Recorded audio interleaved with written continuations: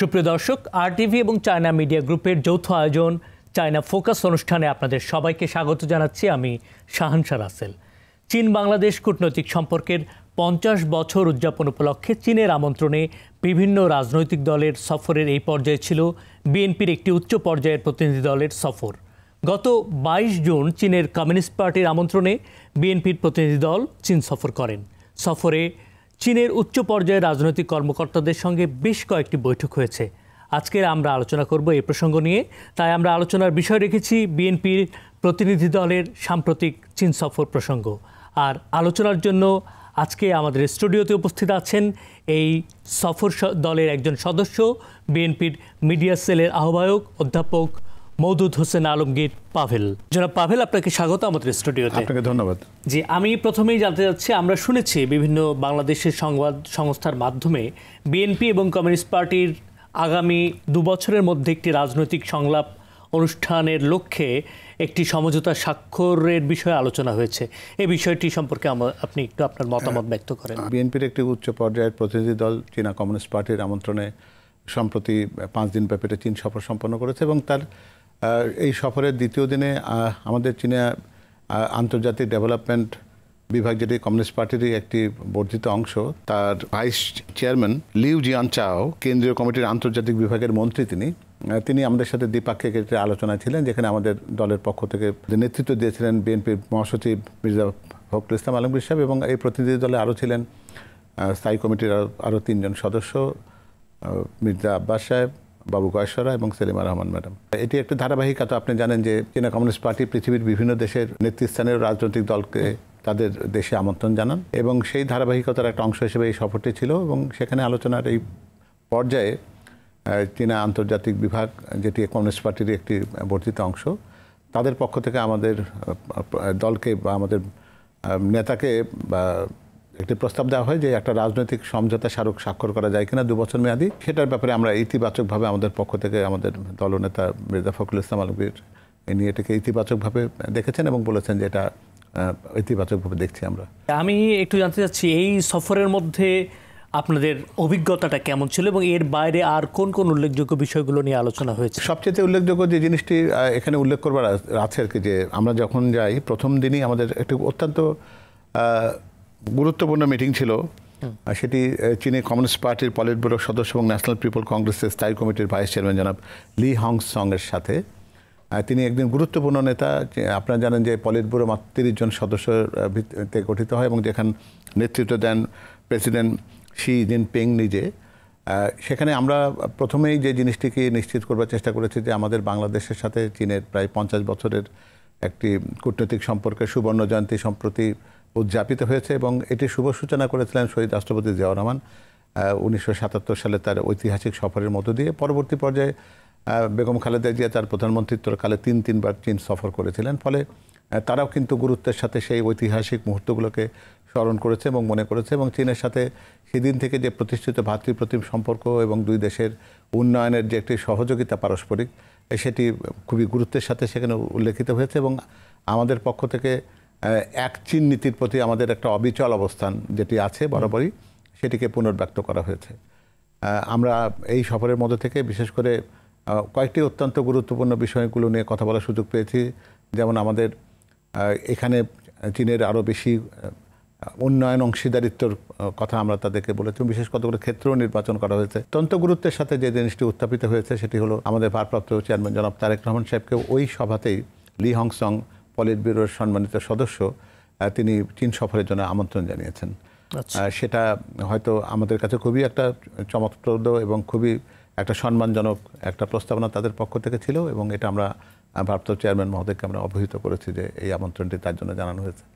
এর পাশে চীন কিন্তু আমাদেরকে বেশ কয়েকটি গুরুত্বপূর্ণ জায়গাগুলোতে আমাদের কথা শুনেছেন, যেগুলো হয়তো রোহিঙ্গা প্রসঙ্গ আছে, আমাদের সাথে তাদের যে ঋণ ব্যবস্থাপনা যেগুলো আছে এগুলো নিয়ে কথা হয়েছে।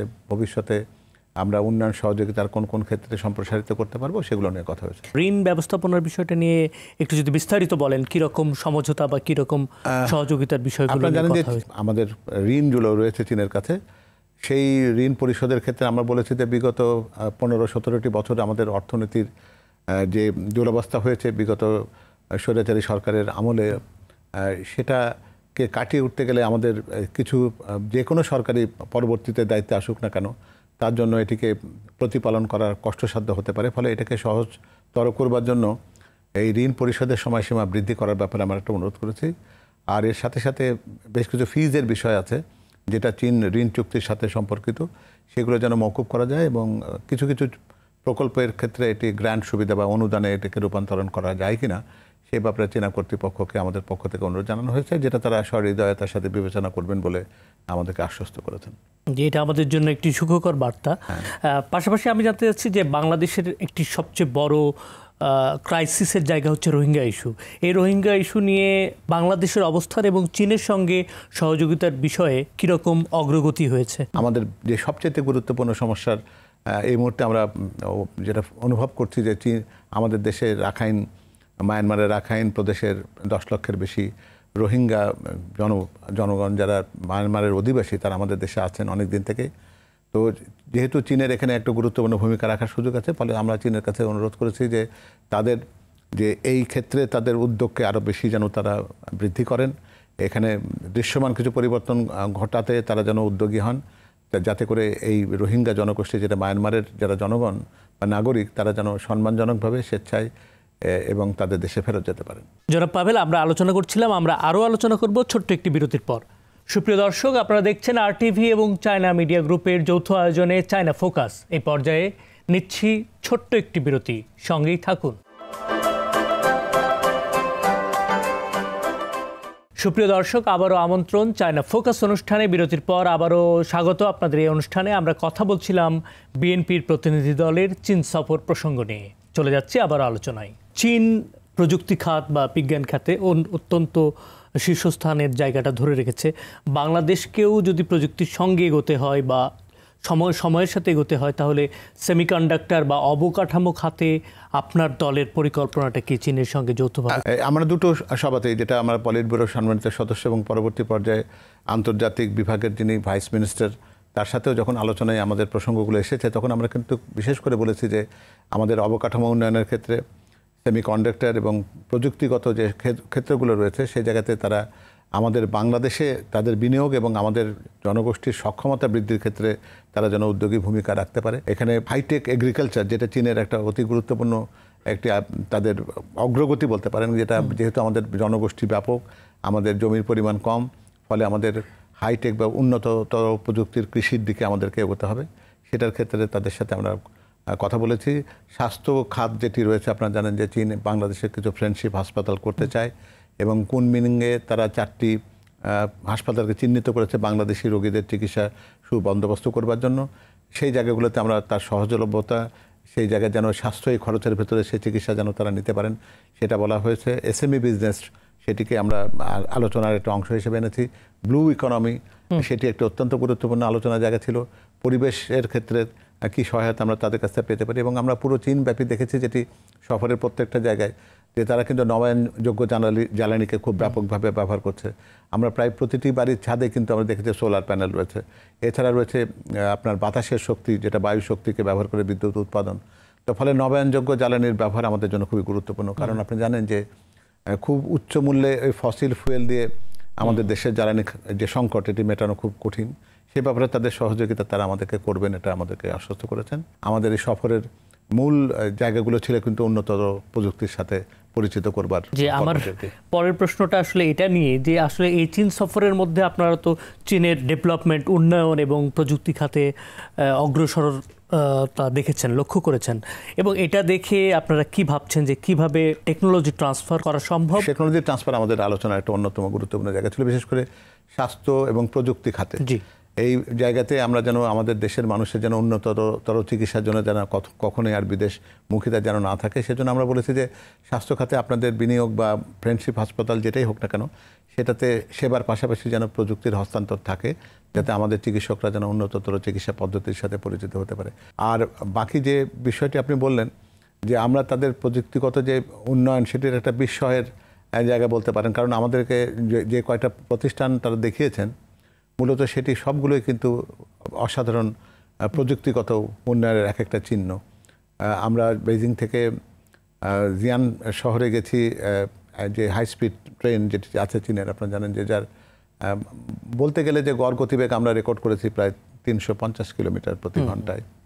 তো ফলে এটি একটা বিস্ময়কর যোগাযোগ ব্যবস্থাপনা, সেটা আমাদের দেশে প্রয়োগের সুযোগ কতটুকু আছে সেটা হয়তো আমরা পরে বিবেচনা করতে পারবো। এবং আমরা প্রথম দিনই জিয়ানে পৌঁছে আমরা কিন্তু ওদের ইলেকট্রিক কার ম্যানুফ্যাকচারিং প্ল্যান্ট যেটি BYD, এটা আমরা দেখার সুযোগ পেয়েছি আর কি। এবং আপনি যদি জানতে চান তাহলে ওর ব্যাপারে আমি বিস্তারিত। হ্যাঁ, অবশ্যই এটার আমাদের দর্শকদের একটি আগ্রহের জায়গা যে ইভির জনপ্রিয়তা যেভাবে বিশ্বব্যাপী গতিশীল হচ্ছে, বাংলাদেশেও ইভির প্রতি আমাদের ভোক্তাদের একটা আগ্রহের জায়গা তৈরি হয়েছে, যদিও কিছু প্রতিবন্ধকতার জায়গাটা রয়েছে। আপনার দল বা আপনি যখন সরকার গঠন করবেন, পরিবেশ বান্ধবী জ্বালানিকে কিভাবে গুরুত্ব দিবেন এবং চীনের সঙ্গে কাজের ক্ষেত্রে আপনাদের কি রকম পরিকল্পনা? আমাদের BYD-তে যাওয়ার পরে মানে যেটি তাদের আপনারা জানেন ইলেকট্রিক্যাল ভেহিক্যালের তৈরি সর্বোচ্চ প্রতিষ্ঠান সেটি, এবং বিশ্বের সবচেয়ে বেশি ইলেকট্রিক্যাল ভেহিক্যাল তারা তৈরি করে BYD।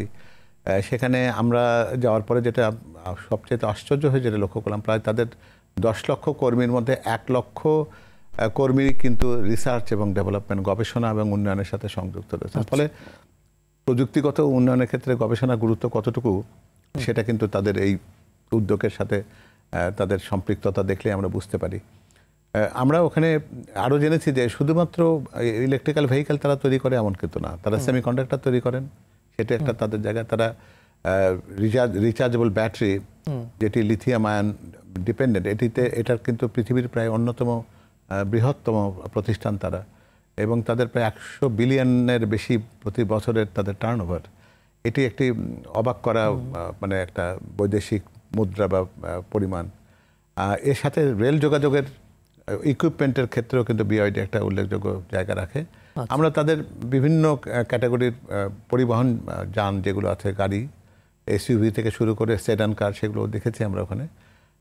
সেগুলো এর মধ্যে একটা অ্যাম্ফি কারও রয়েছে যেটা স্থল এবং জল দুই জায়গাতে পানিতেও চলতে পারে। আচ্ছা, এটাও তারা আমাদেরকে দেখেছেন আর কি। আমি আরও একটু জানতে চাচ্ছি যে আপনারা সিভিল ইঞ্জিনিয়ারিং কর্পোরেশনেও সম্ভবত একটা পরিদর্শন করেছেন চায়নায়, এবং সিভিল ইঞ্জিনিয়ারিং কর্পোরেশন বা চীনের বিভিন্ন বড় বড় প্রতিষ্ঠানগুলো বাংলাদেশের মেগা প্রজেক্টে অবদান রেখেছে এবং কাজ করেছে। সেই ক্ষেত্রে আসলে আপনারা কিভাবে ভাবছেন? আমরা সেখানে চীনের রেলওয়ে কনস্ট্রাকশন কোম্পানি যেটা একটি প্রতিষ্ঠান, সেটার পরিদর্শনের সুযোগ আমাদের হয়েছে, যারা আমাদের পদ্মা সেতুর রেলওয়ে ব্রিজ নির্মাণ করেছেন। মূলত তাদের খুবই উল্লেখযোগ্য কতগুলো কাজ আছে, যেটা আপনারা জানেন যে তিব্বত পর্যন্ত, বেইজিং থেকে তিব্বত পর্যন্ত লাসা যেটি তিব্বতের রাজধানী, সেখানে একটা প্রযুক্তিগত উন্নয়নের সর্বোচ্চতা প্রদর্শন করে তারা এই রেল যোগাযোগটা প্রতিষ্ঠিত করেছে। তারা আমাদের একটা অতি উচ্চমানের একটা TBM, একটা টানেল বোরিং মেশিন, যেটা আমরা দেখেছি। অর্থাৎ সেটার মধ্যে দিয়ে তারা মোটামুটি একটা ধারণা দেওয়ার চেষ্টা করেছেন যে যদি কখনো আমরা ভূগর্ভস্থ যোগাযোগ ব্যবস্থার দিকে যদি কখনো যাই আমরা, তাহলে সেই ক্ষেত্রে প্রযুক্তিগত সহায়তা দেওয়ার মতন সক্ষমতা তাদের রয়েছে আর কি। আর যেটি আপনি নবায়নযোগ্য জ্বালানি থেকে শুরু করে যে প্রযুক্তিগত উন্নয়নের কথা যেটা বলছিলেন, সেটাতে আমি বোধহয় এই জিনিসটা আপনাকে আর একটু জানাতে পারি, যেটা দৃশ্যমানতা রয়েছে। সেটা হলো যে তাদের জিয়ান শহরে একটা হাইটেক ইন্ডাস্ট্রিয়াল পার্ক আছে তাদের আর কি। সেই হাইটেক ইন্ডাস্ট্রিয়াল পার্কে পৃথিবীর যে সমস্ত জায়ান্ট বলি আমরা, যাদেরকে বৃহৎ প্রযুক্তিগত প্রতিষ্ঠান যারা আছে, স্যামসাং থেকে শুরু করে অন্যান্য যারা রয়েছেন, তারা এটা প্রায় 200 বর্গ কিলোমিটার মতন একটা জায়গাকে তারা চিহ্নিত করেছেন। এখন সেই পর্যায়ে সেখানে কাজ হচ্ছে। জনাব পাভেল, আমরা আলোচনা করছিলাম, আমরা আরও আলোচনা করব ছোট্ট একটি বিরতির পর। সুপ্রিয় দর্শক, আপনারা দেখছেন RTV এবং চায়না মিডিয়া গ্রুপের যৌথ আয়োজনে চায়না ফোকাস। এই পর্যায়ে নিচ্ছি ছোট্ট একটি বিরতি, সঙ্গেই থাকুন। সুপ্রিয় দর্শক, আবারও আমন্ত্রণ চায়না ফোকাস অনুষ্ঠানে। বিরতির পর আবারও স্বাগত আপনাদের এই অনুষ্ঠানে। আমরা কথা বলছিলাম বিএনপির প্রতিনিধি দলের চীন সফর প্রসঙ্গ নিয়ে। চলে যাচ্ছি আবারও আলোচনায়। আরেকটা গুরুত্বপূর্ণ বিষয় নিয়ে আমি কথা বলতে যাচ্ছি, সেটা হচ্ছে যে বাংলাদেশকে ডিসেন্ট্রালাইজ করা। আমরা জেনেছি যে চীনের বিভিন্ন প্রদেশ বিভিন্ন জোনের জন্য শিল্প খাত বা যোগাযোগ খাত বিভিন্ন সেক্টরে আলাদা আলাদা করে সেন্ট্রালাইজ করা আছে। তো আমরা বাংলাদেশ পুরোটাই ঢাকা নির্ভর, এবং যদি এরকম উচ্চ গতির যোগাযোগ ব্যবস্থা আমাদের থাকতো, ট্রেনের মতো বুলেট ট্রেন বা এরকম কিছু থাকতো, তাহলে হয়তো বা ঢাকার প্রতি আমাদের যে চাপ বা নির্ভরতা এটা অনেকাংশেই কমে যেত এবং এই বিষয়টা নিয়ে আসলে এখনই সময় উপযোগী একটা চিন্তাভাবনা করার বিষয়। আপনার পরিকল্পনা যদি আমাদের সঙ্গে শেয়ার করেন। ঢাকা প্রায় 3 কোটির মতন জনসংখ্যাকে এখন তার আবাসন সুবিধা দিতে বাধ্য হচ্ছে, যেটি একটি নগরের জন্য বলতে গেলে একেবারে অসম্ভব ব্যাপার। পৃথিবীর অনেক দেশ আছে যাদের এর 1/10 জনসংখ্যা নেই। তো ফলে একটা অতি সাধারণ কাজেও একজন মানুষকে ঢাকায় আসতে হয়, চিকিৎসা বলেন, একটা সরকারি কর্মচারী কিংবা একটা সাধারণ ব্যবসায়ী তার একটা ছোট্ট একটা লাইসেন্স নেওয়ার জন্য ঢাকায় আসতে হয়। এগুলোকে যদি ডিজিটাল প্রযুক্তিতে যদি আমরা এমনভাবে করতে পারি যে যার জন্য এই ব্যক্তিকে ঢাকায় আসতে হয় না, অর্থাৎ ঢাকা নির্ভরশীলতা আমরা স্বাস্থ্য, শিক্ষা, এই কয়েকটি গুরুত্বপূর্ণ জায়গায় যদি দেশের বিভিন্ন জায়গায় যদি বিন্যস্ত করে দিতে পারি, তাহলে ঢাকার উপরে যে তীব্র চাপ রয়েছে এবং মানুষের প্রত্যেকটা কাজের জন্য অত্যাবশ্যকভাবে ঢাকায় আসতে হয়, এটিকে দূর করে দেওয়া সম্ভব। বিকেন্দ্রীকরণ করাটা খুবই জরুরি, যাতে আমরা যদি বাংলাদেশের সমস্ত সেবার খাতগুলোকে বা সেবার সুযোগগুলোকে মানুষের কাছাকাছি পৌঁছাতে পারি, তাহলে তো ঢাকা কেন্দ্রিকতা বা নগর কেন্দ্রিকতাটা অনেকটা কমে যেতে পারে। আমি যদি একটু বিশেষভাবে বাংলাদেশের স্বাস্থ্য খাত নিয়ে আপনি যদি একটু বিশেষভাবে কোনো পরিকল্পনার কথা বলেন, কারণ চীন বেশ কিছু হাসপাতাল নির্মাণের পরিকল্পনা করেছে এবং স্বাস্থ্য খাতে চীনের একটা কোঅপারেশন বা সহযোগিতার মনোভাবও আমরা দেখেছি। বেশ কয়েক দফায় বাংলাদেশের রোগীদেরকে সহযোগিতা তারা করেছে। এই বিষয়টা নিয়ে আপনি যদি একটু বিস্তারিত আমাদেরকে বলেন। আমরা প্রিভেন্টিভ হেলথের প্রতি গুরুত্ব দিতে চাই, কারণ কিউরেটিভ বা নিরাময়যোগ্য চিকিৎসা যেটা আছে আর কি, যেখানে হাসপাতালে অপারেশন করতে হয়, রোগীকে ভর্তি করতে হয়, সেগুলোকে দূর করবার জায়গাতে কাজ করা। অর্থাৎ আপনি যদি হৃদরোগ থেকে মানুষকে মুক্ত রাখতে পারেন, কিডনি রোগ থেকে যদি মুক্ত রাখতে পারেন, ক্যান্সার থেকে মুক্ত থাকার যে পথগুলো আছে সেগুলোকে গুরুত্ব দেওয়াটা খুবই গুরুত্বপূর্ণ। তাহলে হবে কি যে হাসপাতালে একটা ক্যান্সার রোগের চিকিৎসার জন্য যে লক্ষ লক্ষ টাকা ব্যয় হয়, সেটা ব্যয়ের ব্যাপারটাকে সেটাকে আমরা অ্যাভয়েড করতে পারি। একই সাথে যদি উন্নততর প্রযুক্তিকে যদি আমরা আরও সহজলভ্য করতে পারি, তাহলে আমাদের মানুষ চিকিৎসার জন্য দেশের বাইরে কোথাও যাবে না।